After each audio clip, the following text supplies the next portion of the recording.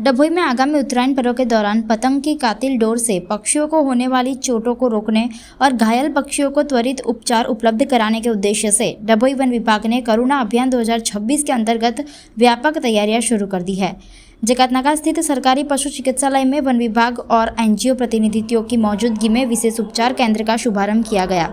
Dabhoi range forest officer Kalyaniben Chaudhari ने पतंग प्रेमियों से अपील की है कि पक्षियों के संरक्षण हेतु विशेष सावधानी बरतें।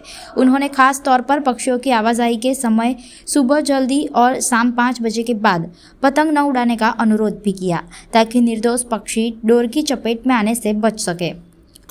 ઉત્તરાયણનો તહેવાર એટલે ભારતીય સંસ્કૃતિની પરંપરા પ્રમાણે પતંગ ચગાવવાનો અને પતંગ લૂંટવાનો તહેવાર છે। સાથે સાથે ગુજરાત રાજ્ય વન વિભાગ દ્વારા 10 જાન્યુઆરીથી 20 જાન્યુઆરી સુધી કરુણા અભિયાન ચલાવવામાં આવે છે। આ અભિયાનને અનુલક્ષીને ડભોઈ સામાજિક વનીકરણ રેન્જ વતી અહીં એક સ્ટોલ ઊભો કરવામાં આવેલ છે। આ સ્ટોલમાં સ્થાનિક એનજીઓ, વેટરનરી હોસ્પિટલ તેમજ વન વિભાગના સહયોગથી અહીં ઘાયલ પશુ પક્ષીઓને સારવાર આપવામાં આવે છે।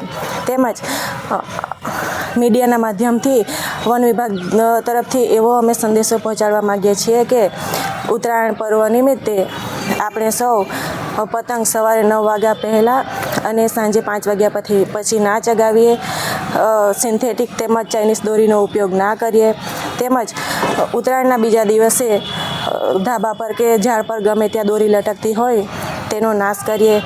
તેમજ આપણે સૌ વન વિભાગનો હેલ્પલાઇન નંબર છે 1926, એના પર કોલ કરી સહભાગી બની શકીએ અને તમને કોઈક જગ્યાએ ઘાયલ પક્ષી જોવા મળે તો તાત્કાલિક બાસ્કેટમાં અથવા તો કાણાવાળા પુઠ્ઠામાં લઈને તાત્કાલિક વન વિભાગને સુપરત કરીએ, જેથી એક અબોલા પક્ષીનો જીવ બચી શકે છે।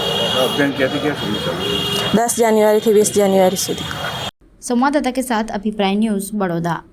આવા જ વધુ સમાચારો જોવા માટે સબસ્ક્રાઇબ કરો અમારી યુટ્યુબ ચેનલને અને જોડાયેલા રહો ફેસબુક, ઇન્સ્ટાગ્રામ અને ટ્વિટર પર।